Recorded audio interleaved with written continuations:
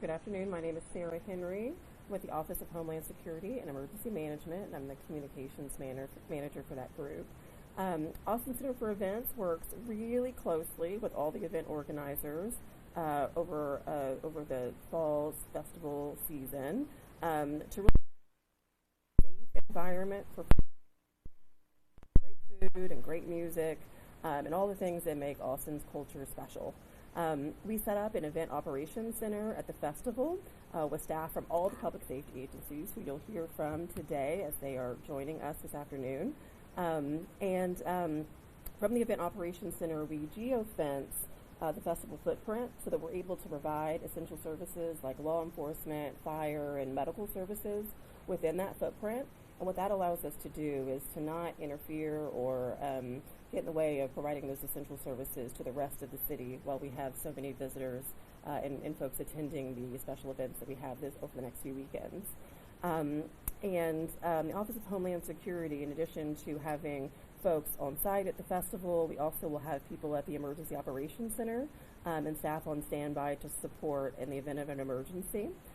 Really our priority is to make sure that everyone, both festival goers and the general public who are just going about their day to attend businesses and go to their homes in the area, everyone in the city is able to be safe while these special events are here. So now we'll get into a little bit more details about some of the specific things that folks can do to stay safe. So I'll share some transportation information and then we'll pass it along to our public safety partners. So from a transportation perspective, what we encourage everyone to do is to plan their trip in advance before they head down to the festival. A couple of road closure things to keep in mind.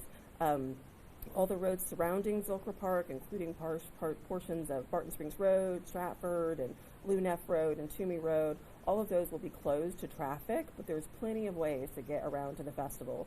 So the best resource is going to be Get There ATX, and that will help you plan your trip, whether you're taking a bus, a shuttle, a bike, or whether you're using a micromobility service. The shuttle service is going to be set up at Republic Square Park in downtown, and that'll take concert goers directly to the main entrance. Cat Metro is also a great resource to plan your trip. The 803 Rapid Bus will take people directly to Republic Square Park, and so you'll be able to take the 803 and then hop on the shuttle to get to the festival from there. And then again, ATX, Get There ATX is really going to be the best resource for helping folks get there safely. And there are lots of other safety tips that we want to make sure we share with you. So I'm going to hand it over to Sergeant Silva to share from APD. Thank you, Sarah. Hi, I'm Sergeant Silva with the Austin Police Department Public Information Office, and I'm fortunate to be joined here today with my public safety partners from Fire and EMS. The great thing about this festival is that we are able to collaborate with our public safety partners. This isn't the first ACL that we've worked together, so we do have plans and preparation in place to help keep you safe, but we do want to encourage people to make responsible decisions and just provide some safety tips and reminders, whether you're inside or outside of the festival. First and foremost, pay attention to your surroundings. Knowing where you're at is paramount to your safety. So if you are inside the festival, know where the exits are located. Also, if you do need help, use physical descriptors if you're by a specific stage, if you're by a landmark, so that way if you do call for help, we're able to find you quickly. If you do go to ACL with a group, plan a meeting spot if you get separated. You can't always rely on the technology, so plan ahead, make that plan, and be prepared to act on that plan if you need to do so. Also, if you decide to bring any valuables with you, I recommend leaving most things at home, but I understand you need things like IDs, cell phones, those kind of things. Prior to even going to the festival, anything that you're going to bring with you, record those serial numbers of your cell phone. Make sure you have any identifiers. You update the technology, things like Find My Phone, so that way you have it prepared for when you come to the festival. The valuables that you do bring in, try to put it in different locations on your person, so if in the event something is stolen, you don't lose everything all at once. Try to keep your valuables in something like a purse, a fanny pack, something with a zipper or a locking mechanism to keep it safe. Please avoid putting your cell phone in your back pocket or sticking out of a backpack. You are making it accessible to others.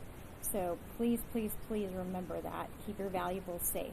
If in the event, unfortunately, you become a victim of theft, if it's not actively occurring, please reach out to our non-emergency line by dialing 311 or you can use APD's online reporting system, which is iReport.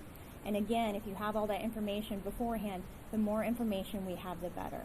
Please make sure that you have a safe ride home to and from the festival, so plan your route ahead of time. Also, do not take anything, whether it's alcohol, pills, any substances that you do not know where it came from. Please be very mindful of that.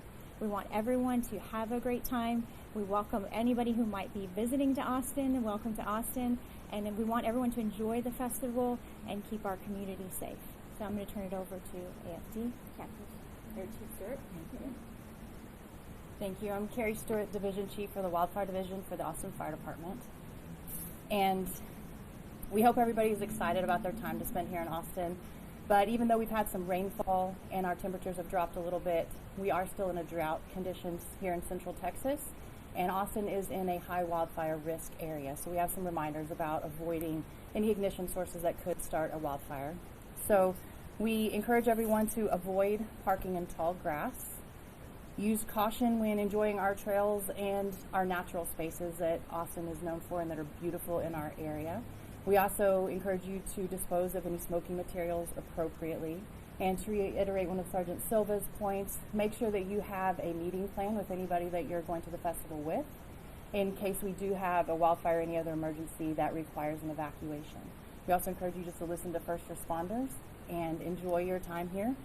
And just make sure you're following instructions of any first responders. If you have any questions about our wildfire risk here in the Austin-Travis County area, you can visit atxwildfirehub.com and enjoy your time. I'm going to turn it over to Austin-Travis County EMS, Captain Stedman. Thanks, Chief Stewart. I'm Captain Krista Stedman with Austin-Travis County EMS. Like both Sarah and Sergeant Silva mentioned, this is not our first rodeo with the fall festival season. We've kind of got it down to a science at this point. Sarah mentioned how we treat the festival, and Austin-Travis County EMS is going to have dedicated command units, dedicated ambulances, dedicated special response units, all working within that geofenced area, which is essentially a city within a city, right? So we'll have all kinds of dedicated resources just to the festival. So like we mentioned earlier, we don't affect the wider system. We want people to remember that even though the weather's supposed to be really nice, it is going to get sunny, so you want to make sure that you're preparing yourself, especially if you're from out of town and you're not used to the Texas sun and the Texas heat. It can really do a number on you.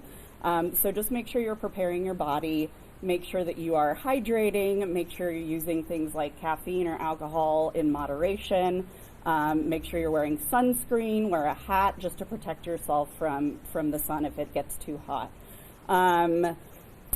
Like both Sergeant Silva and Sarah mentioned, there's too many options for you to get home safely. Please don't drink and drive. We don't want to have to be running those kinds of calls after such a fun festival. Please don't take anything that was not prescribed to you and dispensed by a pharmacy. That includes pills, that includes smoking things. It's just not a good idea. There's too many things that can go wrong, and we don't want to see anybody have a terrible time at the festival. Make sure that you're keeping your phone charged before you go, and like they said, we have a planned rally point. I would encourage everybody to download the What 3 Words app, and What 3 Words is a location-based app that basically narrows everywhere in the world down to a 10 by 10 foot square. And it's really helpful if you're in a large crowd, like out at the festival, or if you're moving to and from the festival and you don't know where you are, especially in an emergency. So go ahead and download that app now.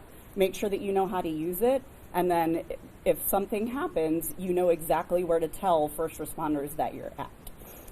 That's about all I've got. I'm going to turn it back over to Sarah.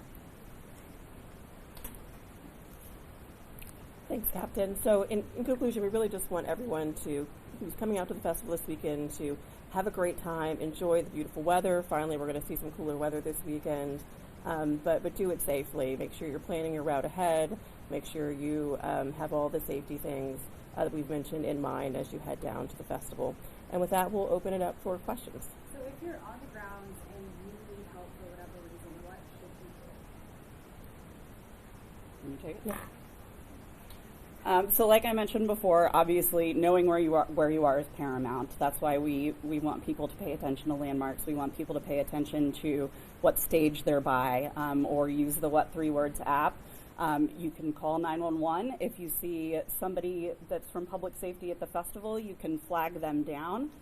There's lots of options. If you are, let's say you're experiencing an exacerbation of a medical condition and you're okay, but you do need some assistance, there's also a medical tent that you can go to, and any of those options would work.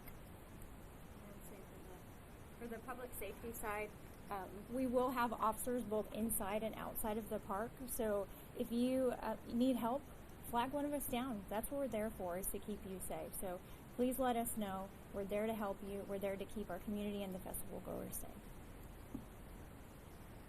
Back to EMS, in years past, y'all had teams out there called like the Sweat team. Are y'all going to be having that initiative going on? So SWEAT is actually a private medical provider that contracts with event companies. I can only speak to what Austin Travis County EMS is doing, but like I said, we'll have numerous dedicated special response units. We'll have dedicated ambulance. We'll have dedicated command units, as well as a dedicated communications unit. So EMS has got you covered at ACL. Any other questions? When it comes to public safety, like you said, y'all been doing this for a while now. What are the biggest things you see every year that you'd really like to stress to the public, the pitfalls to avoid when it comes to things you're seeing every year? Yeah. I think for on the department side, the same things that happen during the rest of the time of the year. We take every crime seriously, and that's why it's so important when we have big festivals like this that we do utilize the resources that we have available, that we do have those operational plans in place, that we do have officers both inside and outside of the park. So if these things do come up, we are prepared to assist and address any of those issues. So whether it's ACL or just a normal day here in Austin, Texas, the overall goal of the police department is to keep everybody safe. What are some of the most common things that you think the department responds to when it comes to issues? So from the EMS side, just like APD sees, EMS sees the same thing. We basically see everything that happens in the city in a concentrated area. So some of the most common things that we see are heat-related illnesses. We see sunburns. We see exacerbation of things like allergies or maybe pre-existing medical conditions. And then obviously, people that maybe overdo it a little too much with the alcohol. So that's why we say everything in moderation.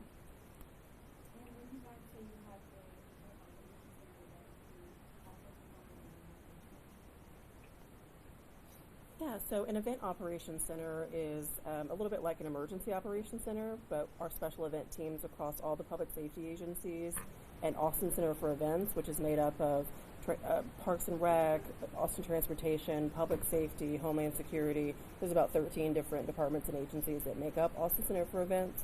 So representatives from those special event teams are what make up the Event Operations Center. And so typically we set those up for some of our larger events in the city, including ACL. And so we'll have a central command at the park where we're able to sort of manage communications and any emergency needs as they come up. All the officers that are going to be there, are they coming from their normal shifts to be there, or these additional? So the officers both inside and outside of the park. We do use overtime. There are different contracts that we work, things like that.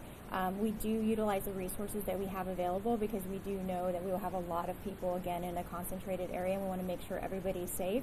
But we will still have our officers on day-to-day patrol, out here in the Austin community, even with the festival going on, because, again, the overall priority is to make sure that everyone is safe. Will your reserve unit, your new reserve unit, be utilized here? I don't have information on the exact implementation of the reserve unit itself, but if you follow up with us, we can follow up with our special events unit and we'll be able to provide you with that information. How many staff does it take from countywide, all these services? How many people are working on any given festival day? Well, as far as the police department side of it, we don't really get into the numbers of the operational side for APD just to ensure everybody's safety, but I won't speak for the other departments. I'll let them. I would say that's the case across the board. Is the specifics of who is where. We don't release that for public safety purposes, but I would just say that, a lot of work goes into planning and pre-planning to make sure that we're set up to facilitate the event safely in partnership with the event organizer. I think we have time for one final question.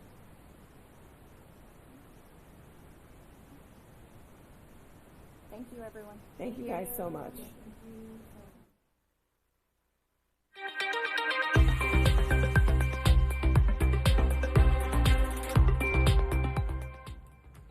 And thanks for keeping it with us here on KXAN Live. Will Dupree back in the KXAN Live studio, as we've heard from at least 4 different departments within the city talking about safety issues and some of the information that people should keep in mind as we are preparing for weekend 1 of Austin City Limits.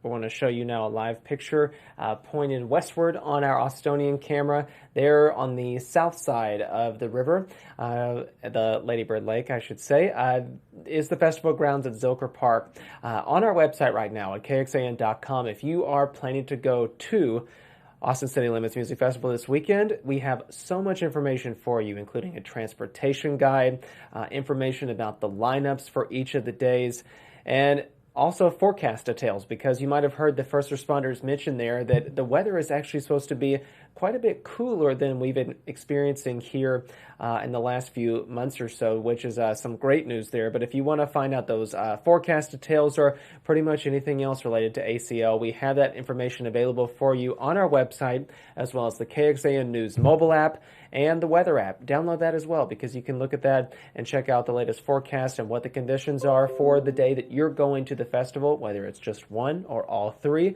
We want to get you prepared and have you stay up to date with all the latest information. So again, thank you all for joining us here this afternoon. I'm Will Dupree. We will see you back here at another time. Hope you all enjoy the rest of your Wednesday. Take care, everybody. We'll see you soon.